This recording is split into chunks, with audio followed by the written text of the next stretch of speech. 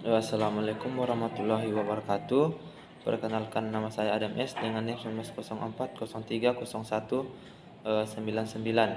Nah, di sini saya akan memaparkan beberapa materi dari mata kuliah analisis laporan keuangan. Nah, adapun materi yang akan saya paparkan yaitu yang pertama, analisis risiko pada rasio keuangan, yang kedua, rasio keuangan bank, yang ketiga, analisis sumber dan penggunaan modal kerja, yang keempat yaitu analisis perkreditan, yang kelima analisis laba kotor, dan yang keenam yaitu analisis titik impas. Nah, untuk itu langsung saja ke pemaparan materi yang pertama, yaitu analisis risiko pada rasio keuangan. Nah, pengertian analisis risiko itu sendiri yaitu metode analisis yang meliputi faktor penilaian, eh, karakterisasi, komunikasi, manajemen, dan kebijakan yang akan berkaitan dengan risiko tersebut. Nah, manajemen risiko itu sendiri yaitu usaha yang secara rasional ditunjukkan untuk mengurangi kemungkinan terjadinya kerugian dari risiko yang dihadapi. Nah, tujuan analisis risiko yaitu adalah untuk memisahkan risiko kecil yang dapat diterima dari risiko besar. Nah, untuk menyampaikan data sebagai bantuan dalam prioritas dan pengurangan risiko. Nah, analisis risiko keuangan adalah analisis yang dilakukan dengan menghubungkan berbagai perkiraan yang terdapat dalam pada rasio keuangan dalam bentuk rasio keuangan. Yang selanjutnya itu sumber-sumber risiko. Yang pertama, internasional. Nah, di sini terdapat beberapa poin yang menyebabkan risiko, yaitu yang pertama, ketidakstabilan pemerintahan lokal, yang kedua, ketidakstabilan kebijakan pemerintah, yang keempat, pengambil alihan perusahaan oleh pemerintah setempat. Sumber risiko yang kedua yaitu domestik. Nah, kalau di domestik ini sumber risikonya itu dari resesi, inflasi, dan deflasi. Nah, perubahan tingkat suku bunga, perubahan demografis, dan perubahan kebijakan dalam negeri, dan perubahan politik dalam negeri. Nah, yang ketiga yaitu pada industri. Nah, kalau di industri ini sumber resikonya yaitu pada perubahan teknologi, persaingan, perubahan kekuatan tawar-menawar dalam industri. Nah, misal pembeli semakin kuat. Nah, yang keempat yaitu pada perusahaan. Nah, sedangkan di perusahaan itu sumber resikonya yaitu berasal dari perubahan manajemen, perubahan strategi, resiko terkena bencana seperti kebakaran, dan resiko terkena tuntutan hukum. Nah, kategori resiko yaitu kategori bisa terbagi menjadi dua, yaitu resiko jangka pendek yaitu resiko likuiditas yang membutuhkan suatu pemahaman tentang siklus operasi perusahaan, seperti rasio lancar, rasio cepat, dan rasio aliran kas operasional terhadap utang lancar.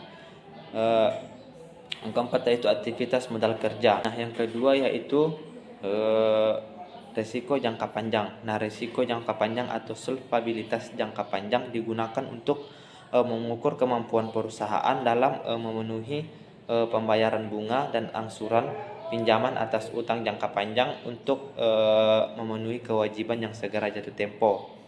Nah, adapun bagian-bagiannya yaitu rasio utang jangka panjang, rasio utang terhadap ekuitas, rasio kewajiban terhadap aktiva, yang keempat rasio cakupan bunga, dan yang kelima yaitu rasio aliran kas operasional terhadap total utang, dan yang terakhir rasio aliran kas operasional terhadap pengeluaran modal. Nah, yang selanjutnya yaitu pemaparan materi yang kedua, yaitu rasio keuangan bank. Nah, adapun pengertian rasio keuangan bank itu sendiri, rasio keuangan adalah alat analisis perusahaan untuk menilai kinerja suatu perusahaan berdasarkan perbandingan data keuangan yang terdapat pada laporan keuangan seperti neraca, laporan laba rugi, dan laporan arus kas. Nah, pengertian rasio keuangan bank yaitu rasio keuangan bank adalah ukuran yang digunakan untuk memenuhi kesehatan bank dan memenuhi kondisi keuangan bank dilihat dari laporan keuangan yang disajikan oleh bank secara prodik. Nah, dalam laporan keuangan dibuat bank mengeluarkan kerja bank selama periode tertentu. Nah, tujuan dan manfaat analisis laporan keuangan yaitu yang pertama, untuk mengetahui kemampuan kecukupan modal bank dalam mendukung kegiatan bank secara efisien. Dan yang kedua yaitu untuk mengetahui kemampuan kecukupan modal bank dalam mendukung kegiatan bank secara efisien. Dan yang ketiga yaitu untuk mengetahui kemampuan bank dalam menghasilkan profit melalui operasi bank. Dan yang keempat itu untuk mengukur kemampuan bank dalam menyanggah resiko dari aktivitas operasi. Dan yang terakhir yaitu untuk mengetahui kinerja manajemen dalam menggunakan semua aset secara efisien. Nah, adapun manfaat dari rasio keuangan yaitu yang pertama perkiraan terhadap hasil dan kondisi keuangan bank, yang kedua diagnosis terhadap masalah manajerial, operasional dan masalah lainnya. Dan yang ketiga yaitu mengurangi ketidakpastian yang sulit dihindari dan sering ditemui dalam proses pengambilan keputusan. Dan yang keempat yaitu pertimbangan awal dalam pemilihan investasi. Dan yang terakhir itu mengukur tingkat keberhasilan manajemen bank. Nah, yang selanjutnya yaitu mengenai jenis-jenis rasio keuangan bank. Yang pertama yaitu rasio likuiditas. Nah, rasio ini digunakan untuk mengukur kemampuan bank dalam memenuhi kewajiban jangka pendeknya. Dan yang kedua yaitu rasio solvabilitas. Nah, rasio ini digunakan untuk mengukur kemampuan bank untuk mencari sumber dana untuk membiayai kegiatan bank atau alat ukur untuk melihat kekayaan bank serta melihat efisiensi pihak manajemen bank. Dan yang ketiga yaitu ada rasio rentabilitas. Nah, yaitu rasio ini digunakan untuk mengukur tingkat efisiensi usaha dalam profitabilitas yang dicapai oleh suatu bank. Selanjutnya yaitu kita masuk pada pembahasan materi yang ketiga yaitu analisis sumber dan penggunaan modal kerja. Nah, analisis sumber dan penggunaan modal kerja itu sendiri yaitu analisis untuk mengetahui sumber-sumber serta penggunaan modal kerja untuk mengetahui sebab-sebab berubahnya modal kerja dalam periode waktu tertentu. Nah, laporan sumber dan penggunaan modal kerja ini merupakan penanaman modal perusahaan dalam bentuk aset jangka pendek atau dalam bentuk aktiva lancar perusahaan, yaitu aktiva dalam jangka waktu yang paling lama dibayarkannya itu nanti selama 1 tahun atau dapat dicarikan menjadi uang kas atau uang tunai. Nah, berikut beberapa sumber modal kerja yang dapat digunakan, yaitu yang pertama hasil operasi perusahaan, yang kedua keuntungan penjualan surat-surat berharga, yang ketiga yaitu penjualan saham, yang keempat penjualan aktiva tetap atau obligasi, dan perolehan pinjaman, yang terakhir yaitu dana atau dan hibah. Baik, yang selanjutnya itu masuk pada materi yang keempat yaitu analisis pengkreditan.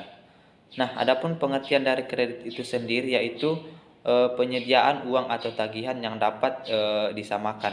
Nah, jadi dengan itu berdasarkan kesepakatan pinjam meminjam antara pihak bank dengan pihak yang lain yang mewajibkan pihak peminjam untuk melaksanakan dengan membayar jumlah bunga sebagai imbalan.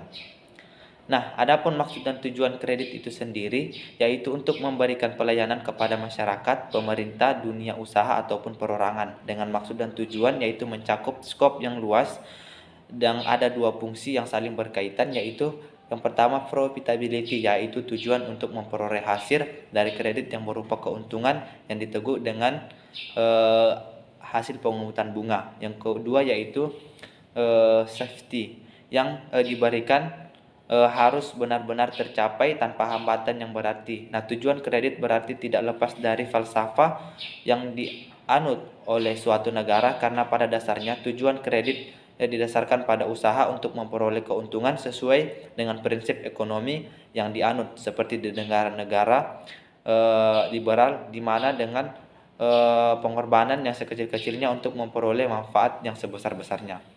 Yang selanjutnya yaitu adapun analisis pengkreditan itu sendiri. Nah, analisis kredit itu atau penilaian kredit adalah salah satu proses yang dimaksud untuk menganalisis atau menilai suatu permohonan kredit yang diajukan oleh calon debitur.